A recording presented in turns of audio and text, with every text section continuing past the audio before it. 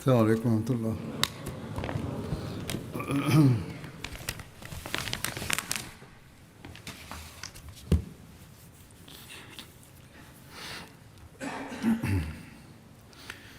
أشهد أن لا إله إلا الله وحده لا شريك له وأشهد أن محمدا عبده ورسوله أما بعد فأعوذ بالله من الشيطان الرجيم بسم الله الرحمن الرحيم الحمد لله رب العالمين الرحمن الرحيم مالك يوم الدين إياك نعبد وإياك نستعين اهدنا الصراط المستقيم صراط الذين أنعمت عليهم غير المغضوب عليهم ولا الضالين.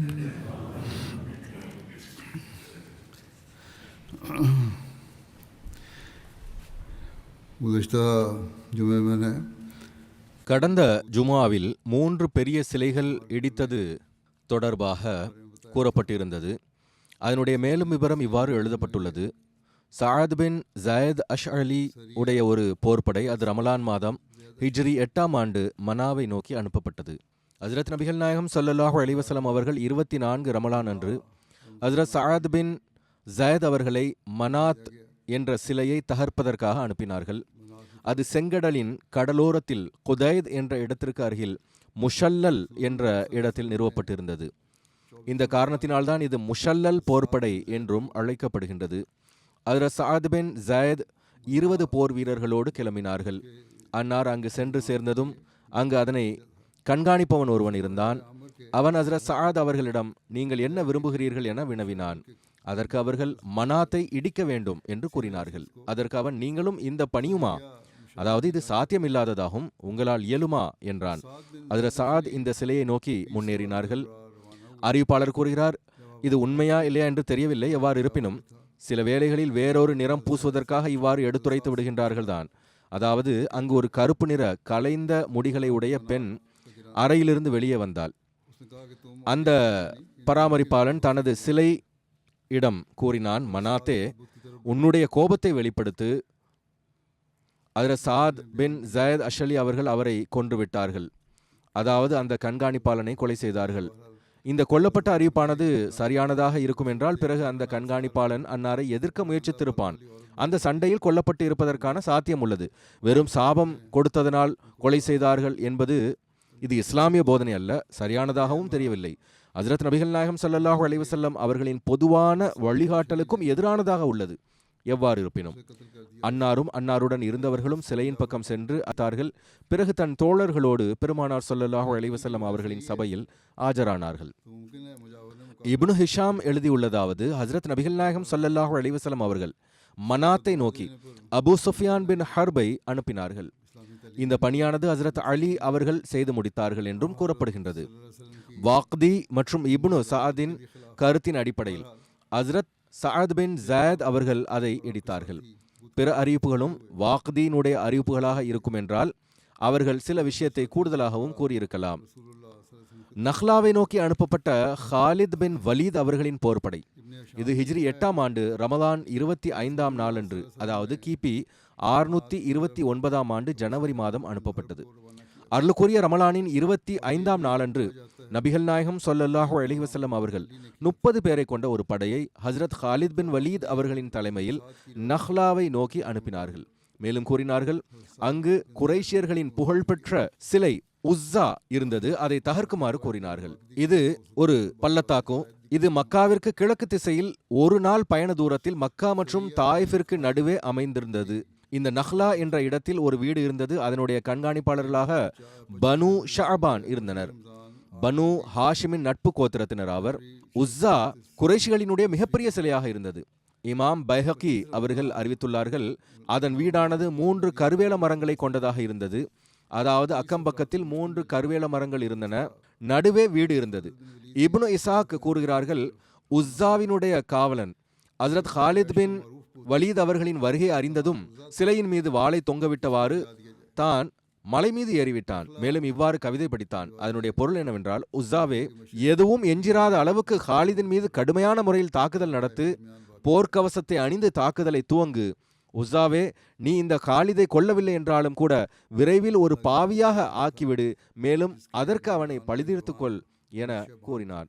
ஹஜ்ரத் Khalid அவர்கள் நஹ்லா சென்றடைந்ததுமே அந்த மரங்களை வெட்டினார்கள். மேலும் அந்த வீட்டை இடித்தார்கள். அதில் உஸ்ஸா சிலை இருந்தது. பிறகு திரும்பி மக்காவை நோக்கி ஹஜ்ரத் நபிகள் நாயகம் ஸல்லல்லாஹு அலைஹி வஸல்லம் அவர்களின் சபைக்கு வந்து அறிக்கையை சமர்ப்பித்தார்கள். அன்னார், நீங்கள் அங்கு ஏதேனும் குறிப்பான விஷயத்தை கண்டீர்களா என வினவினார்கள். ஹஜ்ரத் ஹாலித் அவர்கள் இல்லை என பதிலளித்தார்கள். அதற்கு அன்னார் கூறினார்கள், பிறகு நீங்கள் உஸ்ஸாவை அழித்து விடவில்லை, திரும்பி சென்று அதை வேரோடு சாய்த்து வாருங்கள் என கூறினார்கள். இந்த கட்டளையை கேட்டதுமே ஹஜ்ரத் ஹாலித் அவர்கள் கட்டளைக்கிணங்க செயல்படுவதற்காக உடனே திரும்பி சென்றார்கள். அங்குள்ள கண்காணிப்பாளர்கள் மீண்டும் ஹாலித் வருவதை கண்டபோது மலை மீது ஏறிவிட்டார்கள். மேலும் உஸ்ஸாவே, இவர்களை அழித்துவிடு என்று கூறிக்கொண்டிருந்தனர். அந்த சிலை இருந்த அறையில் ஒரு கலைந்த முடியை உடைய கருப்பு நிற பெண் வெளியே வந்தால், இங்கும் கூட பெண்களை அவர்கள் வைத்திருந்திருப்பார்கள். ஹஜ்ரத் ஹாலித் அவர்கள் அப்பொழுது இந்த கவிதை வரிகளை படித்தார்கள். உஸ்ஸாவே, இந்த கவிதையானது அரபி மொழியில் இருந்தது. அதாவது, யா உஸ்ஸா குஃப்ரானக லா சுப்ஹானக இன்னி ராய்துல்லாஹ கத் அஹானக. அதாவது, உஸ்ஸாவே, நான் உன்னை நிராகரிக்கின்றேன், உன் தூய்மையை எடுத்துரைக்கவில்லை, அல்லாஹ் உம்மை இழிவுபடுத்தியதை நான் கண்டேன் என்று கூறிய பிறகு அன்னார் திரும்பி வந்து ஹஜ்ரத் நபிகள் நாயகம் ஸல்லல்லாஹு அலைஹி வஸல்லம் அவர்களிடத்தில் இந்த சம்பவத்தை எடுத்துரைத்தார்கள். அப்போது பெருமானார் ஸல்லல்லாஹு அலைஹி வஸல்லம் அவர்கள் கூறினார்கள், நஅம் தில்கல் உஸ்ஸா வகத் யஇஸத் அன் துஅபுத பிபலாதிக்கும் அபதா. அதாவது, ஆம், இது எந்த உஸ்ஸா என்றால் இது அவநம்பிக்கை அடைந்து விட்டது, நகரில் இனி உம்மை எவரும் வணங்க மாட்டார்கள் என்றார்கள். பிறகு சுவா என்ற இடத்தை நோக்கி அனுப்பப்பட்ட ஹஜ்ரத் அம்ரு பின் ஆஸ் அவர்களின் போர்ப்படை, இதுவும் ஹிஜ்ரி 8ஆம் ஆண்டு ரமலான் மாதத்தில் நிகழ்ந்தது. உஸ்ஸா சிலையை தகர்க்கும் பணியுடன் சேர்த்து ஹஜ்ரத் நபிகள் நாயகம் ஸல்லல்லாஹு அலைஹி வஸல்லம் அவர்கள் ஹஜ்ரத் அம்ரு பின் ஆஸ் அவர்களை சுவா என்ற சிலையை வேறறுப்பதற்காக அனுப்பினார்கள். அவர்களோடு சில நண்பர்களும் இருந்தனர். ஆனால் அவர்களினுடைய எண்ணிக்கை குறிப்பிடப்படவில்லை. சுவா மதினாவில் இருந்து மேற்கு திசையில் கடலோர பகுதிகளில் இருக்கிறது. அங்கு பனி ஹுசைல் என்ற சிலை இருந்தது. இந்த இடமானது மக்காவிலிருந்து 3 மைல் தொலைவில் இருந்தது. இந்த சிலையின் தோற்றம் ஒரு பெண்ணின் தோற்றமாக இருந்தது. மக்கள் இதை மதித்ததோடு மட்டுமின்றி அதனை வலமும் வந்தார்கள். பனு லஹ்யான் கோத்திரத்தினர் இதனுடைய கண்காணிப்பாளர்களாக இருந்தனர். இவர்களும் ஹுசைல் கோத்திரத்தின் ஒரு கிளை கோத்திரமாகும். திருக்குரானில் சில சிலைகளின் பெயர்கள் எடுத்துரைக்கப்பட்டிருக்கின்றன. அதில் இந்த சிலையினுடைய பெயரும் குறிப்பிடப்பட்டுள்ளது. சூரா நூஹில் வருகிறது, வகாலு லா தஸருன்ன ஆலிஹதகும் வலா தஸருன்ன வத்தௌ வலா சுவாஅ வலா யகூஸ வயஊக வநஸ்ரா. அதாவது, அவர்கள் ஒருவருக்கொருவர், நீங்கள் உங்கள் கடவுள்களை விட்டு விடாதீர்கள், உங்கள் கடவுள்களாகிய வத்தையோ சுவாஆவையோ யகூஸையோ யஊகையோ நஸ்ரையோ விட்டு விடாதீர்கள் என்று கூறுகின்றனர். ஹஜ்ரத் இப்னு அப்பாஸ் அவர்கள் அறிவிக்கின்றார்கள், நூஹுவின் சமுதாயத்தில் இருந்த சிலை பிற்காலத்தில் அரபு மக்களிடையேயும் நுழைந்து விட்டது. வத் என்ற ஒரு சிலை இருந்தது. அது கல்பு கோத்திரத்தினுடையதாக இருந்தது. அது அந்த கோத்திரம் தூமத்துல் ஜந்தல் என்ற இடத்தில் குடியமர்ந்திருந்தது. மேலும் சுவா என்ற சிலையானது உசைல் கோத்திரத்திற்கானதாக இருந்தது. மேலும் யகூஸ் என்பது முராத் கோத்திரத்தினுடையதாக இருந்தது. பிற்காலத்தில் அது பனு ஹுசைஃப் உடையதாக ஆகிவிட்டது. மேலும் யஊக் என்ற சிலையானது ஹம்தான் கோத்திரத்தின் சிலையாக இருந்தது. மேலும் நஸ்ர் என்பது ஹுமைர் கோத்திரத்தினுடையதாக இருந்தது. இந்த கோத்திரம் ஜில்கிலா வினுடைய சந்ததிகளாக இருந்தனர். உண்மையில் இந்த அனைத்தும் ஹஜ்ரத் நூஹ் அவர்களினுடைய சமுதாயத்தில் இருந்த சில நல்ல மக்களின் பெயர்களாக இருந்தன. அவர்கள் மரணமடைந்த போது ஷைத்தான் அவர்களின் சமுதாயத்தின் உள்ளத்தில் எந்த இடத்தில் அவர்கள் அமர்ந்திருந்தார்களோ அங்கு சிலையை நிறுவுமாறும் மேலும் அவைகளுக்கு அந்த பெயர்களை சூட்டுமாறும் அவர்களின் உள்ளத்தில் போட்டான். எனவே அவர்கள் அவ்வாறு செய்தனர். மேலும் அவைகள் வழிபடப்பட்டு வந்தன.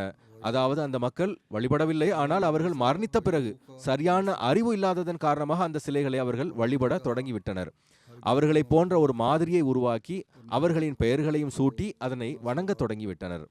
ஹஜ்ரத் அம்ரு பின் ஆஸ் அவர்கள் ரௌஹாத் என்ற இடத்தில் சுவா என்ற சிலை அருகே சென்றடைந்ததும் அங்கு அதனுடைய கண்காணிப்பாளரை கண்டார்கள். அன்னார் அவனிடத்தில்தான் ஹஜ்ரத் நபிகள் நாயகம் ஸல்லல்லாஹு அலைஹி வஸல்லம் அவர்களின் கட்டளை கிணங்க இந்த சிலையை இடிப்பதற்காக வந்துள்ளதாக கூறினார்கள். அதற்கு அவன், நீங்கள் ஒருபோதும் இதனை இடிக்க முடியாது என்று பதிலளித்தான். அதற்கு அன்னார் காரணம் வினவிய போது அவன், நீங்கள் என் நிலையிலும் தடுக்கப்படுவீர்கள் என்று பதிலளித்தான். அதற்கு அவர்கள், அந்தோ உன் மீது வருத்தமே, இவைகளால் கேட்க முடியுமா, இவைகளால் காண முடியுமா என்று கூறினார்கள். பிறகு அன்னார் முன்னே சென்று அதை உடைத்து விட்டார்கள். மேலும் தன்னுடன் இருந்தவர்களிடம், இந்த கூடாரத்தையும் தகர்த்து விடுங்கள் என கூறினார்கள். அதாவது அந்த சிலையை சுற்றியிருந்த கட்டிடத்தையும் இடித்து விட்டார்கள். பிறகு அவர்கள் அந்த கண்காணிப்பாளர்களிடம், இப்பொழுது கூறு என்று வினவிய போது அவன் தான் வழிபட்ட சிலையினுடைய நிலையை கண்டதும் உடனடியாக கூறினான், நான் அல்லாஹ்விற்கு கட்டுப்படுகிறேன், இஸ்லாத்தை ஏற்றுக்கொள்கிறேன். இதற்கு முன்பு ஒரு கண்காணிப்பாளரை கொலை செய்யப்பட்ட அந்த சம்பவம் எடுத்துரைக்கப்பட்டிருந்தது. அது அவ்வாறு இருக்க முடியாது என்பதும் இந்த சான்றிலிருந்து உறுதியாகின்றது. அதே போன்று பனு ஜசீமாவை நோக்கி அனுப்பப்பட்ட ஹாலித் பின் வலீத் அவர்களின் போர்படை, இதுவும் ஹிஜ்ரி 8ஆம் ஆண்டு ஷவ்வால் மாதம் நிகழ்ந்தது. மக்கா வெற்றிக்கு பிறகு ஹஜ்ரத் ஹாலித் பின் வலீத் உஸ்ஸா சிலையை இடித்துவிட்டு திரும்பி வந்தபோது ஹஜ்ரத் நபிகள் நாயகம் ஸல்லல்லாஹு அலைஹி வஸல்லம் அவர்களை பனு ஜசீமாவை நோக்கி அனுப்பினார்கள். இந்த கோத்திரமானது பனு கினானாவின் கிளை கோத்திரமாக இருந்தது. இது மக்காவின் யலம்லம் பக்கமாக குடி அமர்ந்திருந்தது. ஹஜ்ரத் நபிகள் நாயகம் ஸல்லல்லாஹு அலைஹி வஸல்லம் அவர்கள் ஹஜ்ரத் ஹாலித் அவர்களை இந்த கோத்திரத்திற்கு இஸ்லாத்தின்பால் அழைப்பு விடுக்குமாறு கூறினார்கள். மேலும் பெருமானார் ஸல்லல்லாஹு அலைஹி வஸல்லம் அவர்களுடன் போர் புரிய வேண்டாம் என்றும் கூறியிருந்தார்கள். போர் செய்ய வேண்டாம் என்பது பெருமானார் ஸல்லல்லாஹு அலைஹி வஸல்லம் அவர்களின் அடிப்படையான வழிகாட்டலாக இருந்தது என்பதை எப்பொழுதும் நினைவில் கொள்ள வேண்டும். ஹாலித் பின் வலீத் முஹாஜிர்கள் மற்றும் அன்சார் மற்றும் பனு சுலைமினுடைய 350 பேருடன் பயணித்தார்கள். ஹஜ்ரத் ஹாலித் அவர்கள் அங்கு சென்றடைந்ததும் அந்த மக்கள் ஆயுதங்களை ஏந்தியவாறு தாக்குதலுக்கு ஆயத்தமாக இருப்பதை கண்டார்கள். அவர்களிடம், மக்கள் இஸ்லாத்தை ஏற்றுக்கொண்டு விட்டார்கள், நீங்கள் ஆயுதங்களை வைத்து விடுங்கள் என கூறினார்கள். ஹாலிதின் இந்த விஷயத்தை கேட்டு அவர்களில் ஹஸ்தம் என்ற பெயருடைய ஒருவர் எழுந்து தன்னுடைய சமுதாயத்தை நோக்கி, பனு ஜசீமாவே, ஆயுதத்தை வைத்து விடாதே, இவர் ஹாலித் ஆவார். ஆயுதங்களை கீழே போட்டதும் நீங்கள் சிறையையும் மரணத்தையும் எதிர்கொள்ள வேண்டியது வரும். எனவே நான் ஆயுதத்தை வைக்கப் போவதில்லை என கூறினார். அதற்கு பிற மக்கள், நீ ஏன் எங்களை ரத்தம் சிந்த வைப்பதிலேயே இருக்கிறாய் என ஹஸ்தமிற்கு புரிய வைத்தார்கள். ஆயுதத்தை வைத்து விடு என்று மக்கள் அவனுக்கு புரிய வைத்துக் கொண்டிருந்தார்கள். எதுவரை என்றால் அவரிடமிருந்து ஆயுதத்தை வாங்கிவிட்டார்கள். ஆயுதங்களை வீசிய பிறகு அவர்கள் சிறைபிடிக்கப்பட்டார்கள். இதுவும் அறிவிப்பில் உள்ளது. மேலும் ஒவ்வொரு முஸ்லிமுக்கும் ஒவ்வொன்றோ அல்லது இரண்டு கைதிகள் வழங்கப்பட்டனர். இரவு முழுவதும் இவர்கள் சிறைபிடிக்கப்பட்டிருந்தார்கள். அநேகமாக அவர்கள் அந்த நேரத்தில் ஆயுதங்களை கீழே போடாமல் இருந்திருப்பார்கள். அவர்களுடைய எண்ணம் என்ன என்று தெரியாதிருந்தது. அதன் காரணமாகவே அவர்கள் கைது செய்யப்பட்டிருந்தார்கள். எவ்வாறு இருப்பினும் ஒரு அறிவிப்பின் அடிப்படையில் ஹஜ்ரத் ஹாலித் அவர்கள் அங்கு சென்றடைந்ததும் அவர்களுக்கு இஸ்லாத்தின்பால் அழைப்பு விடுத்தார்கள். அதற்கு அவர்கள் அஸ்லம்னா, அதாவது நாங்கள் இஸ்லாத்தை ஏற்றுக்கொண்டோம் என்று கூறுவதற்கு பதிலாக சபானா சபானா, அதாவது நாங்கள் மார்க்கத்தை விட்டுவிட்டோம், நாங்கள் எங்களது மார்க்கத்தை விட்டுவிட்டோம் என்று கூறத் தொடங்கினர். அதற்கு ஹஜ்ரத் ஹாலித் அவர்களுக்கு இவர்கள் முஸ்லிம்கள் இல்லை என்று ஒரு தவறான புரிதல் ஏற்பட்டது. எனவே அவர்களை கொல்வதற்கான தீர்ப்பு வழங்கினார்கள். இவ்வாறு விளக்கம் கொடுக்கப்படுகிறது. இப்னு சாத் அவர்கள் எடுத்துரைத்துள்ளார்கள், ஹாலித் அவர்களை சென்றடைந்ததும் அவர்கள் மக்களிடம், நீங்கள் எந்த மார்க்கத்தில் இருக்கின்றீர்கள் என்று வினவினார்கள். அதற்கு அவர்கள், நாங்கள் முஸ்லிம்களாகவும் தொழுகின்றோம் என பதிலளித்தார்கள். பிறகு நீங்கள் ஏன் ஆயுதத்தை ஏந்தியுள்ளீர்கள் என வினவினார்கள். அதற்கு அவர்கள், எங்களுக்கும் அரபு நாட்டினுடைய ஒரு சமுதாயத்திற்கும் இடையே பகைமை இருந்து வருகிறது, அதே எதிரி சமுதாயம் வருகிறதோ என்ற அச்சம் எங்களுக்கு இருந்தது. எனவே நாங்கள் ஆயுதத்தை ஏந்தி கொண்டோம். இந்த நிலையின் காரணமாக ஹாலித் அவர்கள் சற்று எச்சரிக்கையாக ஆகிவிட்டார்கள். அவர்களுடைய உள்ளத்தில் இவர்கள் தொடர்பாக சில சந்தேகங்கள் உருவாகிவிட்டன. எவ்வாறு இருப்பினும் அறிவிப்பிலிருந்து தெரிய வருகிறது என்னவென்றால், இந்த சிறை கைதிகள் தொழுதும் வந்தார்கள், முஸ்லிம்களாகவும் தெரிந்தார்கள். ஆனால் அந்த சிறை கைதிகளில் சிலர் ஹஸ்தம் மற்றும் அவருக்கு ஆமாம் போடக்கூடியவர்கள், கிளர்ச்சியை வெளிப்படுத்தக்கூடியவர்களாக இருக்கும் சாத்தியமும் இருந்தது. மேலும் காலித் அவர்கள் தொடர்பாக நிம்மதியடைந்திருக்கவில்லை. சிலர் சபானா என்று கூறியதும் ஹஸ்ரத் காலிதை வியப்பில் ஆழ்த்தியிருந்தது. எனவே அவர்கள் ஓர் இரவின் இறுதி பகுதியில் இந்த சிறை கைதிகளை கொல்வதே சரியானதாக தெரிகிறது என்று தீர்ப்பு வழங்கினார்கள். அதன் அடிப்படையில் சில முஸ்லிம்கள் தங்களுடைய கைதிகளை கொலை செய்து விட்டார்கள். ஆனால் முஹாஜிர்கள் மற்றும் அன்சாரின் கூட்டத்தினர் பழைய முஸ்லிம்களாக இருந்தனர். அவர்கள் காலிதின் இந்த கருத்தை ஏற்றுக்கொள்ளவில்லை, மேலும் தங்களது கைதிகளை கொல்லவில்லை. அன்சாரி தலைவர் அபு உசைத் சாதி ஹஜ்ரத் காலித் பின் வலீத் அவர்களிடம் சென்று, இவர்கள் முஸ்லிம் ஆவார்கள், இவர்களை கொல்வது சரியானதல்ல என்று கூறினார்கள். ஹஜ்ரத் அப்துல்லா பின் உமர், ஹஜ்ரத் சாலிம் மௌலா அபு ஹுசைஃபா ஆகியோரும் ஹஜ்ரத் காலித் அவர்களின் கருத்தை ஏற்கவில்லை. மேலும் தனது நண்பர்களையும் தத்தமது கைதிகளை கொல்ல வேண்டாம் என தடுத்தார்கள். அந்த விடுதலையான கைதிகளில் இருந்து ஒரு கைதி மதீனா சென்றடைந்ததும் ஹஜ்ரத் நபிகள் நாயகம் ஸல்லல்லாஹு அலைஹி வஸல்லம் அவர்களிடத்தில் அனைத்து நிலைமையையும் எடுத்துரைத்த போது பெருமானார் ஸல்லல்லாஹு அலைஹி வஸல்லம் அவர்கள், எவரேனும் காலிதினுடைய கூற்றை மறுக்கவில்லையா அல்லது தடுக்கவில்லையா என வினவினார்கள். அதற்கு அவர், ஒரு வெள்ளை நிறமுடைய நடுநிலையான உயரமுடைய மனிதர் இருந்தார், இன்னொருவர் உயரமான மனிதராக இருந்தார். இந்த இருவரும் காலிதிடம் பேசினார்கள். ஒருவர் சற்று வேகத்துடன் பேசினார். ஹஜ்ரத் உமர் அவர்கள் அப்பொழுது சபையில் இருந்தார்கள். ஹஜ்ரத் நபிகள் நாயகம் ஸல்லல்லாஹு அலைஹி வஸல்லம் அவர்களிடத்தில், ஹுசூர், அதில் ஒன்று என்னுடைய மகன் அப்துல்லாவாக இருந்தான். அதாவது ஹஜ்ரத் அப்துல்லா பின் உமர் உயரமானவர்களாக இருந்தார்கள். இன்னொருவர் சாலிம் மௌலா அபு ஹுசைஃபாவாக இருந்தார்கள். ஹஜ்ரத் நபிகள் நாயகம் ஸல்லல்லாஹு அலைஹி வஸல்லம் அவர்களுக்கு இந்த அனைத்து சம்பவமும் தெரிய வந்த பொழுது அன்னாருக்கு மிகுந்த துக்கம் ஏற்பட்டது. அன்னார் கூறினார்கள், நான் காலிதிடம் அவர்களை கொல்லுமாறு கட்டளையிடவில்லை, நான் அவர்களுக்கு இஸ்லாத்தின் பக்கம் அழைப்பு விடுமாறு மட்டுமே கூறியிருந்தேன் என்றார்கள். பிறகு ஹஜ்ரத் நபிகள் நாயகம் ஸல்லல்லாஹு அலைஹி வஸல்லம் அவர்கள் தனது இரு கரங்களையும் உயர்த்தி 2 முறை இறைவனிடத்தில் இவ்வாறு பிரார்த்தித்தார்கள்: அல்லாஹும்ம இன்னி அப்ரஉ இலைக மிம்மா சனஅ காலித். அல்லாஹ்வே, காலித் செய்த செயலுக்கு நான் பொறுப்பில்லை என்பதை வெளிப்படுத்துகிறேன் என்றார்கள். இதே போன்று அன்னார் காலித் பின் வலீத் அவர்களின் மீது கோபத்தையும் வெளிப்படுத்தினார்கள். ஏன் இந்த அளவுக்கு அவசரப்பட்டு செயல்பட்டீர்கள்? நன்கு ஆய்வு செய்து இருந்திருக்க வேண்டும் என்றார்கள்.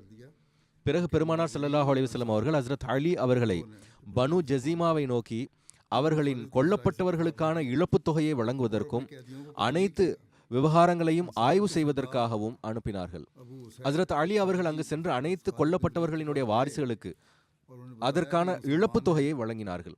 மேலும் அவர்களிடமிருந்து முஸ்லிம்கள் எடுத்திருந்த அவர்களின் சொத்துக்கள் அனைத்தையும் அவர்களுக்கு திருப்பிக் கொடுத்தார்கள். எதுவரை என்றால், நாய் தண்ணீர் அருந்தக்கூடிய மரத்தாலான பாத்திரத்தையும் கூட திருப்பிக் கொடுத்து விட்டார்கள். அனைவருக்கும் இழப்பீட்டுத் தொகை போன்றவற்றை வழங்கிய பிறகு ஹஜ்ரத் அலி அவர்களிடம் சிறிது செல்வம் மிஞ்சிவிட்டது. அன்னார் பனு ஜஸீமா மக்களிடம், எவருக்கேனும் அவருடைய இழப்பிற்கான இழப்பீடு வழங்கப்படாமல் இருக்கிறதா என்று வினவினார்கள். அனைவரும் இல்லை என பதிலளித்தார்கள். பிறகு ஹஜ்ரத் அலி அவர்கள் அந்த எஞ்சியிருந்த செல்வத்தையும் அந்த மக்களுக்கு கொடுத்து விட்டார்கள்.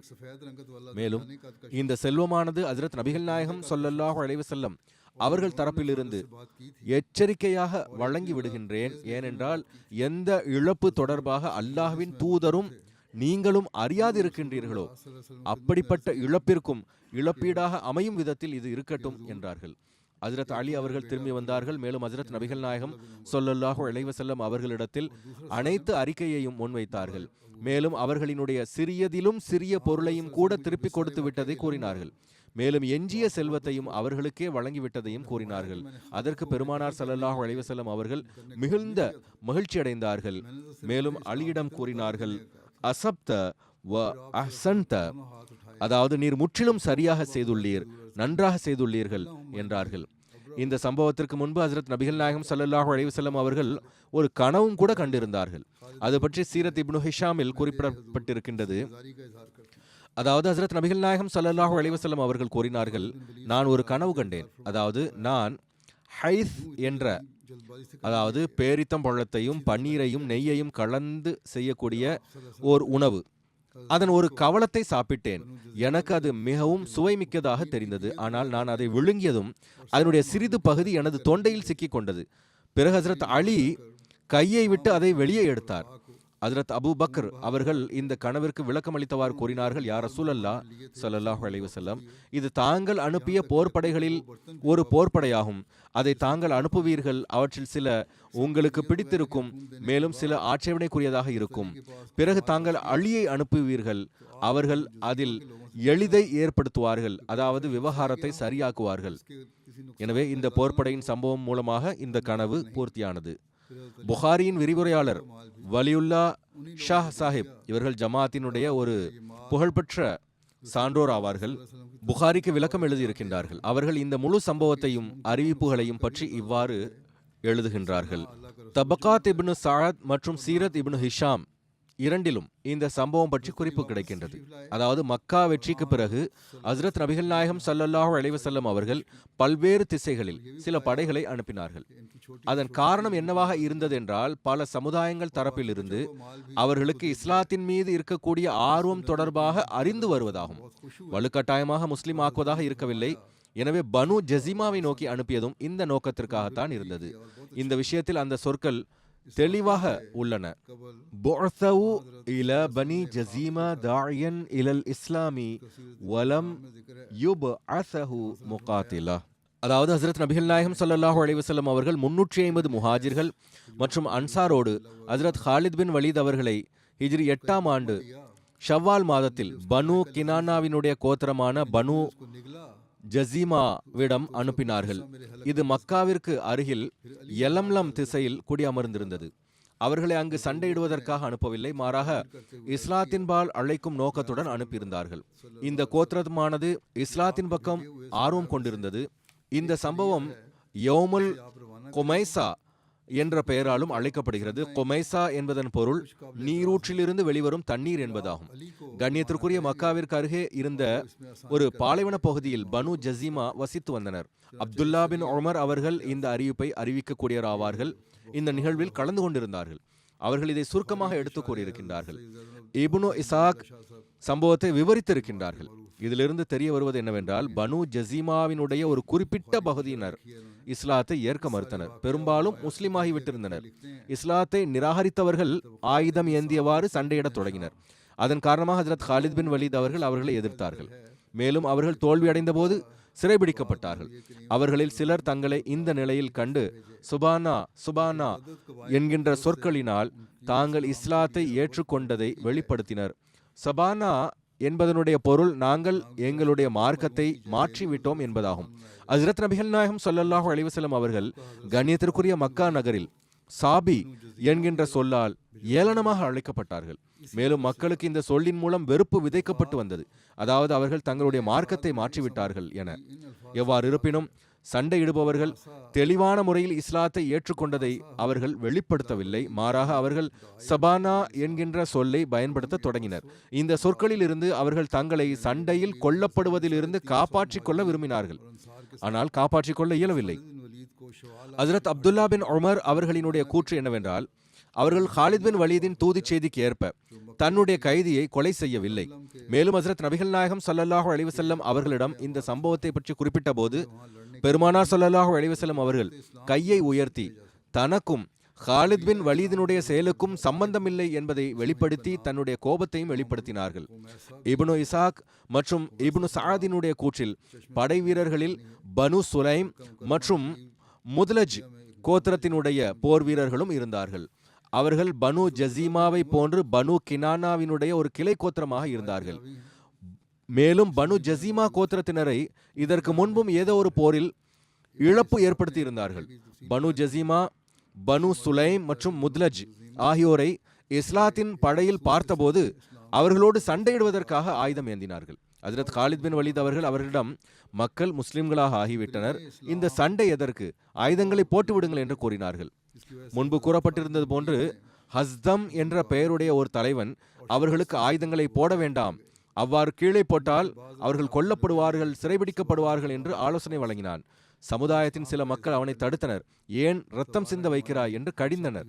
மக்கள் முஸ்லிம்களாக ஆகிவிட்டனர். இப்னு ஹிஷாமின் அறிவிப்பில் காண கிடைப்பது என்னவென்றால், அந்த கோத்திரத்தினர் பனி கினானா இடையிலே சில ரத்தம் சிந்துதலுக்கான பழிவாங்கும் பிரச்சனையும் இருந்தது. அதன் காரணமாக சிலர் சண்டையிட்டனர்.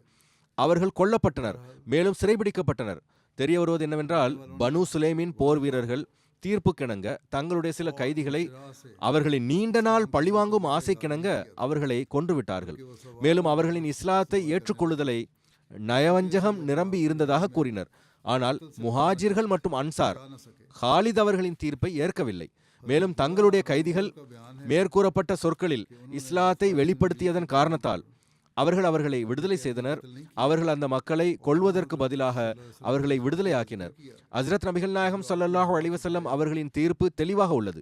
ஹஸ்ரத் அப்துல்லாஹ் பின் உமர் அவர்களின் கூற்றில் குறிப்பிடப்பட்ட அறிவிப்பிலிருந்து வெளிப்படுவது என்னவென்றால், சிறை கைதிகளை கொலை செய்யுமாறு ஹஸ்ரத் ஹாலித் பின் வலீத் அவர்கள் கட்டளையிடவில்லை. மாறாக ஒரு முடிவு அதை பெரும்பாலான சஹாபா பெருமக்கள் ஏற்கவில்லை. அது கட்டளையாக இருந்திருக்கும் என்றால் ஏற்றிருப்பார்கள். மேலும் எவரும் அதற்கு முரண்பட்டு இருந்திருக்க மாட்டார்கள். ஆனால் முடிவெடுப்பதில் ஹஸ்ரத் ஹாலிதிடமிருந்து ஒரு சில காரணங்களினால் தவறு நிகழ்ந்துவிட்டது.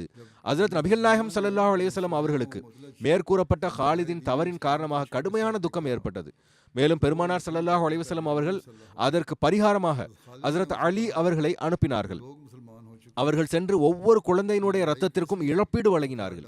எதுவரை என்றால், எவர்களினுடைய நாய்கள் கொல்லப்பட்டிருந்தாலும் அந்த நாய்களுக்கான இழப்பீடும் வழங்கப்பட்டது. இப்னு ஹிஷாமில் எழுதப்பட்டுள்ளது, அவர்களுக்குரிய இழப்பீடு போக அவர்களுக்கு மேலும் தொகையும் கொடுக்கப்பட்டது. இமாம் பாக்கிர் அவர்களும் ஹஸ்ரத் அலி அவர்களின் மூலமாக இழப்பிற்கான பரிகாரம் செய்யப்பட்டது பற்றி குறிப்பிட்டுள்ளார்கள். அதாவது ஹஸ்ரத் ஹாலித் சண்டையில் அவர்களை கொன்று சிறைபிடிக்க தொடங்கினார்கள். இதற்கு ஆயுதங்களை கீழே போட்ட பிறகும் அவர்களை கொலை செய்தார்கள் என்பது பொருள் அல்ல.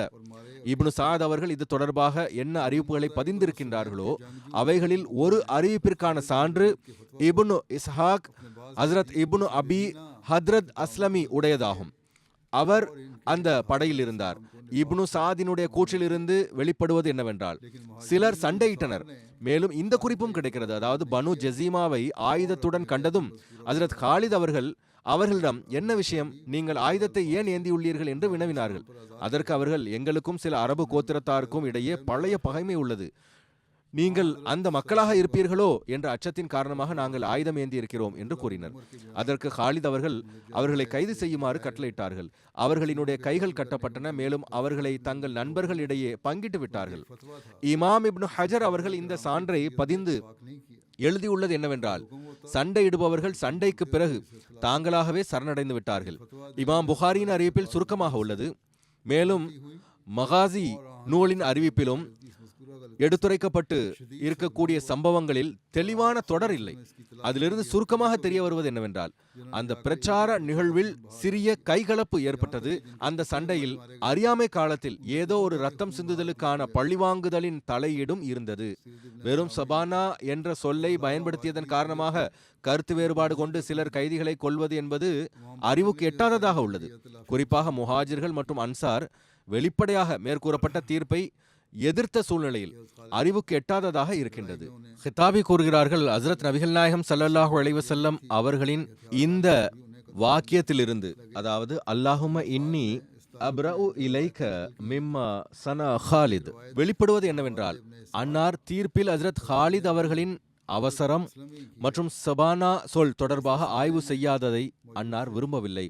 ஹஸ்ரத் ஹாலித் அவர்களுடைய கடமை என்னவாக இருந்ததென்றால், அவர் முழுமையான முறையில் சபானா என்ற சொல்லை கூறுபவர்களினுடைய நோக்கம் என்ன என்று அறிந்திருக்க வேண்டும். இமாம் பாக்கரின் அறிவிப்பில் வருகிறது, ஹஸ்ரத் நபிகள் நாயகம் ஸல்லல்லாஹு அலைஹி வஸல்லம் அவர்கள் ஹஸ்ரத் அலி ரலியல்லாஹு அன்ஹு அவர்களை அழைத்து அந்த மக்களிடம் செல்லுமாறு கூறினார்கள். மேலும் அறியாமையின் விஷயத்தை தமது காலில் போட்டு நசுக்குமாறு கூறினார்கள். எனவே அவர்கள் சென்றார்கள். அந்த மக்கள் ஒவ்வொருவருக்கும் இழப்பீடு வழங்கினார்கள். இந்த அறிவிப்பிலிருந்து வெளிப்படுவது என்னவென்றால், நீண்ட நாள் காழ்ப்புணர்ச்சி, வெறுப்பு, பகைமை, பழிவாங்குதல் போன்றவைகள் இந்த கொலை சம்பவத்திற்கு பின்னால் காரணிகளாக இருந்தன. எனவே அன்னார் கடந்த கால விஷயங்களை அழித்து விடுமாறு கூறினார்கள். ஏதோ பழைய காழ்ப்புணர்ச்சி அவர்களினுடைய உள்ளத்தில் இருக்கின்றது, இதுவே இந்த கொலைக்கான காரணமாகும் என்று அன்னாருக்கு தெரிந்திருந்தது. ஹஜ்ரத் நபிகள் நாயகம் ஸல்லல்லாஹு அலைஹி வஸல்லம் அவர்கள் ஏதேனும் ஒரு படையை அனுப்பினால் அவர்களுக்கு சண்டையிடுவதில் அவசரம் காட்ட வேண்டாம், மென்மையோடு நடந்து கொள்ள வேண்டும், சண்டையிடுவதற்கு முன்பு இஸ்லாத்தின்பால் அழைப்பு விடுக்க வேண்டும், மேலும் அதனுடைய கட்டளைகள் தெளிவுபடுத்தப்பட வேண்டும், அதன் மூலம் அத்தாட்சி முழுமைப்படுத்தப்பட வேண்டும், மேலும் எங்கு பாங்கு கேட்கப்படுமோ அங்கு தாக்குதல் தொடுக்கக்கூடாது என்று வழிகாட்டி இருந்தார்கள். மேற்கூறப்பட்ட சம்பவத்தில் பனு ஜெசிமா கோத்திரத்தார் தரப்பிலிருந்து இஸ்லாம் ஏற்றுக்கொள்ளப்பட்ட தூதுச் செய்தி கிடைத்திருந்தது. அதன் அடிப்படையில் மேற்கூறப்பட்ட இந்த போர்ப்படை அனுப்பப்பட்டதனுடைய நோக்கம் அவர்களை இஸ்லாத்தின்பால் அழைப்பதாகும். சண்டை இல்லை என்ற தெளிவுடன் அனுப்பப்பட்டிருந்தது. தபகாத் இப்னு சஆதில் வருகிறது, ஹஜ்ரத் ஹாலித் பின் வலீத் அவர்கள் பனு ஜசீமாவை சென்றடைந்ததும் அவர்களிடம் இவர்கள் நீங்கள் யார் என்று வினவினார். அதற்கு அவர்கள் நாங்கள் முஸ்லிம்களாவோம், நாங்கள் தொழுகின்றோம், மேலும் முஹம்மது ஸல்லல்லாஹு அலைஹி வஸல்லம் அவர்களை உண்மையாளராக ஏற்றுக்கொண்டுள்ளோம், மேலும் எங்களுடைய இடத்தில் பள்ளிவாயில் கட்டியுள்ளோம், மேலும் அதில் பாங்கு கொடுத்துள்ளோம் என்று கூறினார்.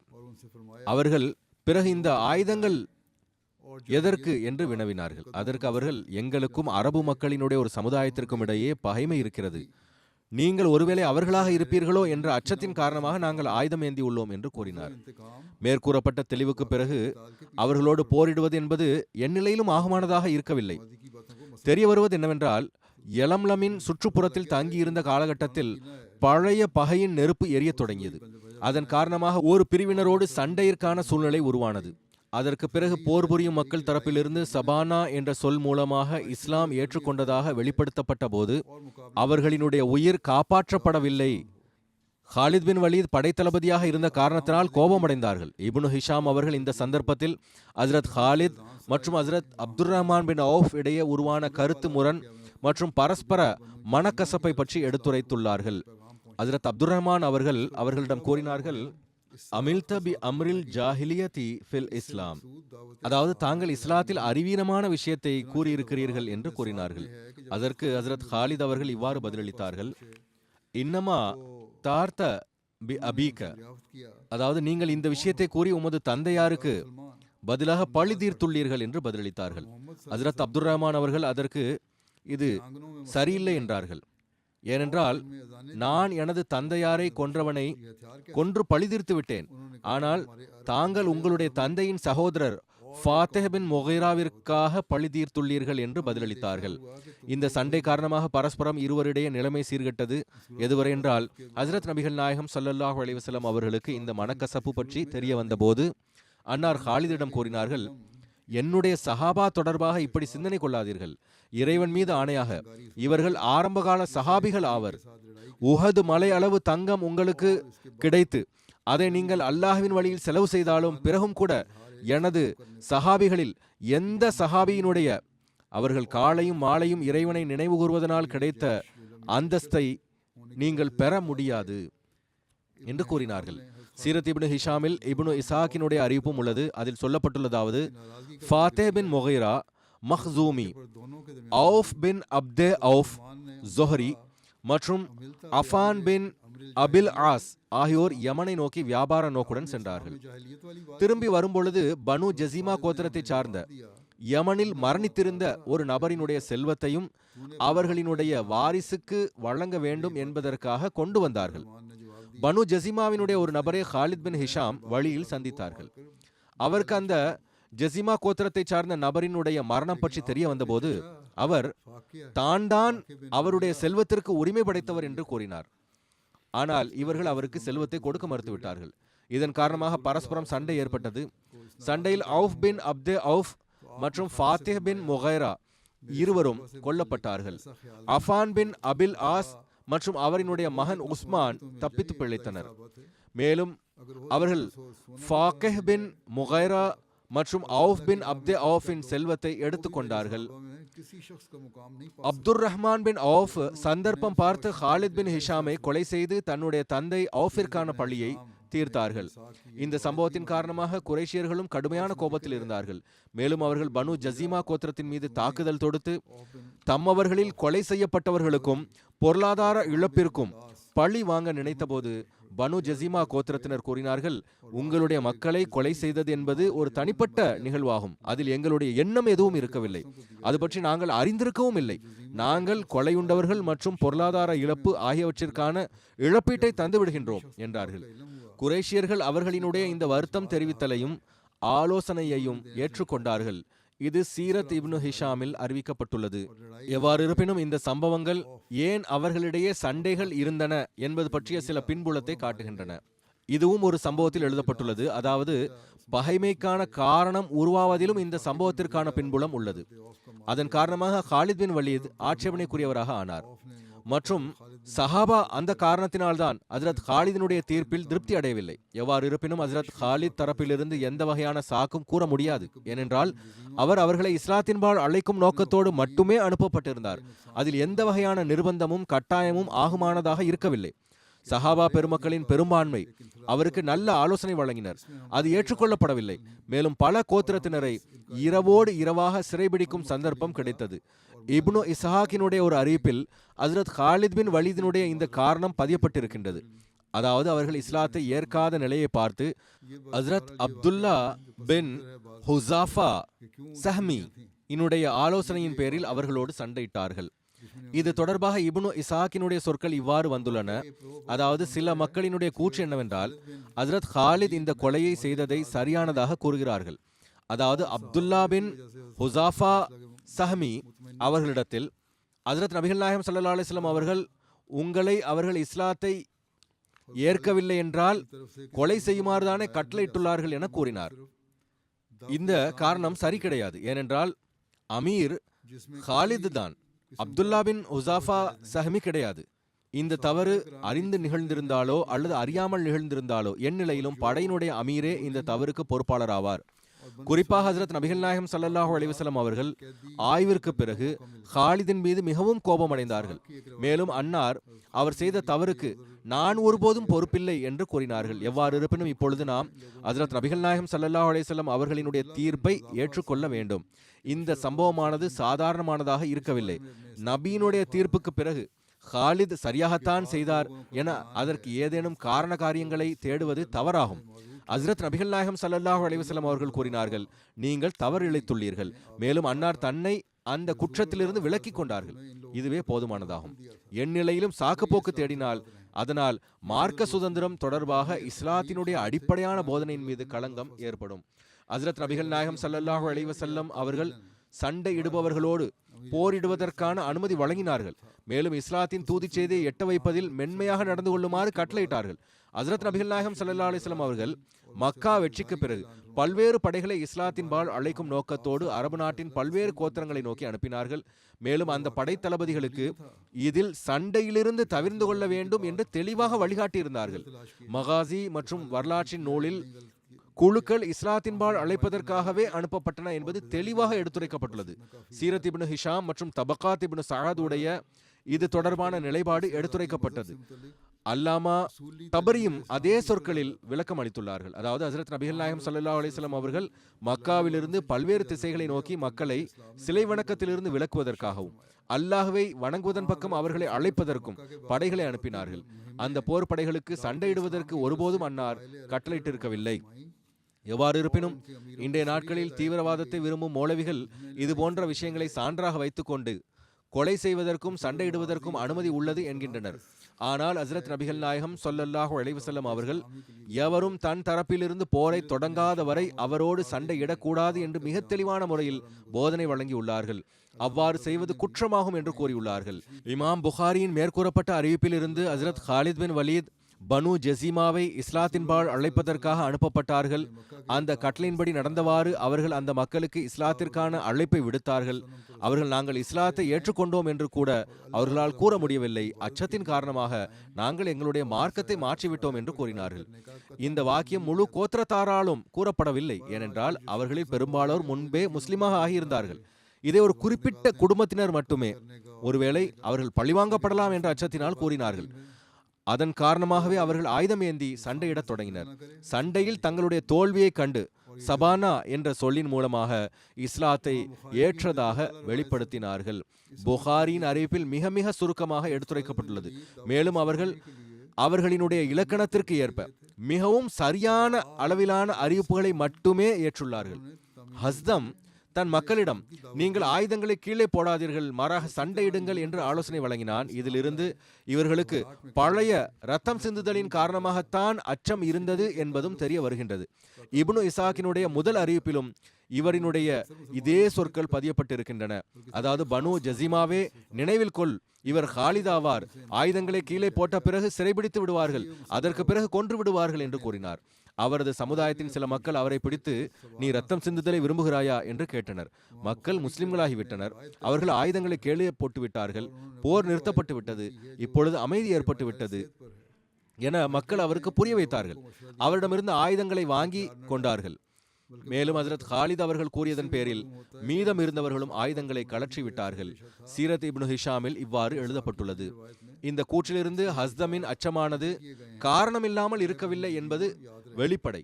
சஹாபா பெருமக்கள் கோத்திரங்களின் புதிய முஸ்லிம்களுக்கு இஸ்லாம் மார்க்கத்தின் போதனையை கற்பிக்கும் நோக்கத்தோடு அங்கு சில காலம் தங்கி வந்தார்கள் என்று தெரிய வருகிறது.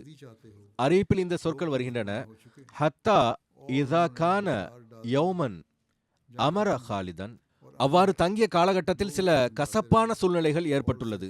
அதன் காரணமாக கோத்திரத்தின் சில மக்களோடு சண்டை ஏற்பட்டது. தோல்வியடைந்த போது அவர்கள் சிறைபிடிக்கப்பட்டார்கள். மேலும் அந்த கைதிகள் போர் வீரர்களிடம் ஒப்படைக்கப்பட்ட போது சில மக்கள் தங்களுடைய பழைய காழ்ப்புணர்ச்சியில் பழி தீர்ப்பதற்கான சந்தர்ப்பம் கிடைத்துவிட்டதாக எண்ணி அவர்களை கொலை செய்திருப்பதற்கும் வாய்ப்பு இருக்கின்றது.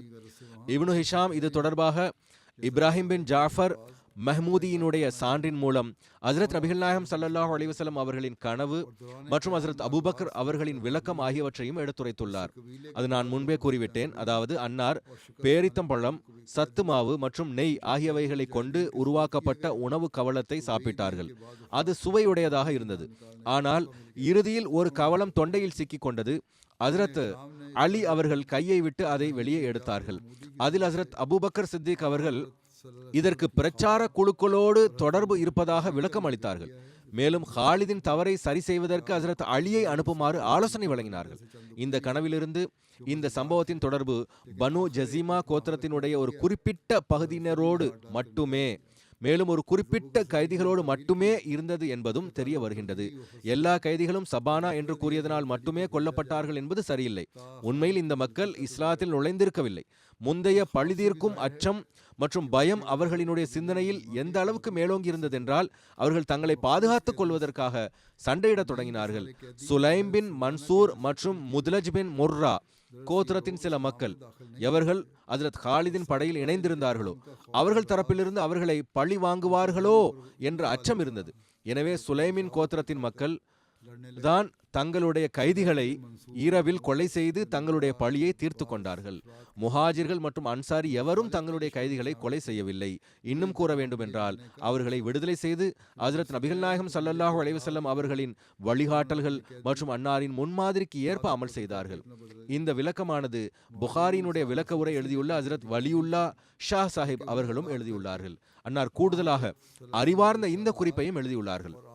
வலியுல்லா ஷா சாஹிப் எழுதுகிறார்கள், அதாவது நன்கு தெளிவுபடுத்தப்பட வேண்டிய விஷயம் என்னவென்றால் ஹஜ்ரத் ஹாலித் பின் வலீதுக்கு எந்த தீய எண்ணமும் இருக்கவில்லை. அவர்களுக்கு அறியாமையினால் தவறு ஏற்பட்டு விட்டது. அவசரத்தில் அவர்கள் ஒரு முடிவெடுத்து விட்டார்கள். பிறகு ஏற்பட்ட நிலைமைகளின் காரணமாக படையினுடைய தளபதி என்கின்ற அடிப்படையில் அந்த பொறுப்பும் அவர்களின் மீது இருந்தது. இதன் காரணமாகவே ஹஜ்ரத் நபிகள் நாயகம் ஸல்லல்லாஹு அலைஹி வஸல்லம் அவர்கள் ஹஜ்ரத் ஹாலிதோடு கோபம் கொண்டார்கள். மேலும் இறைவனிடம் தனது குற்றமற்ற தன்மையை வெளிப்படுத்தினார்கள். மேலும் அன்னார் ஸல்லல்லாஹு அலைஹி வஸல்லம் அவர்கள் முழு விவகாரத்தையும் ஆய்வு செய்த போது ஏதோ தப்பெண்ணத்தின் அடிப்படையில் இந்த கொலைகள் நிகழ்ந்துள்ளன என்பது நிரூபணமானது. எனவேதான் பெருமானார் ஸல்லல்லாஹு அலைஹி வஸல்லம் அவர்கள் பழி வாங்குவதற்கு பதிலாக இழப்பீடு கொடுக்குமாறு தீர்ப்பு வழங்கினார்கள். ஹஜ்ரத் ஹாலித் பின் வலீதின் வேண்டுதல்கள் மற்றும் அவர் தரப்பு நியாயங்கள் எடுத்து வைக்கப்பட்ட பிறகு நபி ஸல்லல்லாஹு அலைஹி வஸல்லம் அவர்கள் ஹாலித் அவர்களை மன்னிக்க மட்டும் செய்யவில்லை. அதாவது அவர்கள் தண்டனை வழங்கினார்கள், அவர்களை சபித்தார்கள், அவர்களின் மீது அன்னாரின் கோபம் இருந்தது என்பதெல்லாம் இல்லை. ஷா சாஹிப் அவர்கள் எழுதுகிறார்கள், பெருமானார் அவர்கள் ஹாலிதை மன்னித்து விட்டார்கள். இன்னும் கூற வேண்டுமென்றால் சில நாட்களுக்கு பிறகு நடந்த ஹுனைன் போருக்காக ஆயத்தம் செய்யப்பட்ட படையில் முதலாவது படை மற்றும் குதிரை படையினுடைய கண்காணிப்பாளராகவும் தளபதியாகவும் ஹஜ்ரத் ஹாலித் அவர்களை நியமித்தார்கள். அன்னாருக்கு அவர்களின் மீது இந்த அளவுக்கு கோபம் இருந்திருக்கும் என்றால் பிறகு இன்னொரு படைக்கு அவர்களை கண்காணிப்பாளராக நியமித்திருக்க மாட்டார்கள். ஆனால் பெருமானார் ஸல்லல்லாஹு அலைஹி வஸல்லம் அவர்கள் அவர்களை கண்காணிப்பாளராக நியமித்தார்கள். இது தவிர இன்னும் 2 போர்ப்படை தொடர்பாகவும் சுருக்கமான குறிப்பு கிடைக்கின்றது. யலம்லம் போர்ப்படை. ஹஜ்ரத் நபிகள் நாயகம் ஸல்லல்லாஹு அலைஹி வஸல்லம் அவர்கள் ஹஜ்ரத் ஹிஷாம் பின் ஆஸ் அவர்களின் தலைமையில் 200 பேரை கொண்ட ஒரு போர்ப்படையை மக்காவின் தென்கிழக்கு பகுதியில் இருக்கும் யலம்லமை நோக்கி அனுப்பினார்கள். இது மக்கா மற்றும் தாயிஃபிற்கு நடுவே 2 இரவுகள் பயண தொலைவில் இருக்கின்றது. உரானா போர்ப்படை. இது அரஃபாத்திற்கு முன்னால் இருக்கக்கூடிய பள்ளத்தாக்கு ஆகும். கூறப்படுகின்றது ஹஜ்ரத் நபிகள் நாயகம் ஸல்லல்லாஹு அலைஹி வஸல்லம் அவர்கள் ஹஜ்ரத் Khalid bin Saeed bin as அவர்களை 300 பேர் கொண்ட படைக்கு அமீராக நியமித்து அனுப்பினார்கள். எவ்வாறு இருப்பினும் இந்த போர்ப்படை பற்றிய குறிப்பை முஹம்மது பின் உமர் வாக்தி குறிப்பிட்டுள்ளார். இவர் தவிர வேறு எந்த முக்கிய வரலாற்றாசிரியர்களும் இந்த போர்ப்படை தொடர்பாக எடுத்துரைக்கவில்லை. எனவே இது சரியானது தானா இல்லையா என்பதும் கேள்விக்குறியாகும். இது தவிர வேறு எந்த விவரமும் கிடைக்கவில்லை. இருப்பினும் ஒரு வரலாற்றாசிரியர் என்ன எழுதியுள்ளார் என்றால், நமது அறிவின் அடிப்படையில் எந்த வரலாற்றாசிரியரும் ஹஜ்ரத் Khalid bin Saeed bin as அவர்களின் தலைமையில் உரனா வரை சென்ற இந்த போர்ப்படையினுடைய நடவடிக்கைகளின் விவரங்களை குறிப்பிடவில்லை. இந்த போர்ப்படையானது உரனாவில் வசித்திருந்த ஹுசைல் கோத்திரத்தை நோக்கி அனுப்பப்பட்டது என்பதில் எவ்வித கருத்து வேறுபாடும் காணப்படவில்லை. எவ்வாறு இருப்பினும் இதிலிருந்து ஹஜ்ரத் நபிகள் நாயகம் ஸல்லல்லாஹு அலைஹி வஸல்லம் அவர்களின் வாழ்வின் இந்த அம்சம் தொடர்பாகவும் நன்கு அறிய முடிகிறது. அதாவது அன்னார் ஒருபோதும் கடுமை காட்டியதில்லை. இஸ்லாத்தின் எதிரிகள் அன்னார் போர்களில் கொலைகளை செய்ய வைத்தார்கள் என்று சுமத்தும் குற்றச்சாட்டானது தவறாகும். அன்னாரோ எங்கு தவறுதலாக ஏதேனும் நிகழ்ந்துவிட்டாலும் கூட அதன் மீது மிகுந்த கோபத்தை வெளிப்படுத்தியுள்ளார்கள். ஹஜ்ரத் நபிகள் நாயகம் ஸல்லல்லாஹு அலைஹி வஸல்லம் அவர்களின் மீதமுள்ள போர்கள் மற்றும் போர்ப்படை பற்றிய குறிப்பு இன்ஷா அல்லாஹ் எதிர்வரும் காலங்களில் எடுத்துரைக்கப்படும்.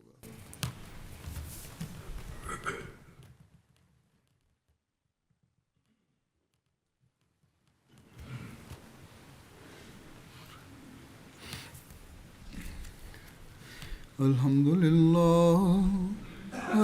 لله نحمده ونستعينه ونستغفره ونؤمن به ونتوكل عليه ونعوذ بالله من شرور أنفسنا ومن سيئات أعمالنا من يهده الله فلا مضل له ومن يضلل فلا هادي له ونشهد أن لا إله إلا الله ونشهد أن محمدا عبده ورسوله عباد الله رحمكم الله إن الله يأمر بالعدل والإحسان وإيتاء ذي القربى وينهى عن الفحشاء والمنكر والبغي يعظكم لعلكم تذكرون اذكروا الله يذكركم وادعوه يستجب لكم ولذكر الله أكبر.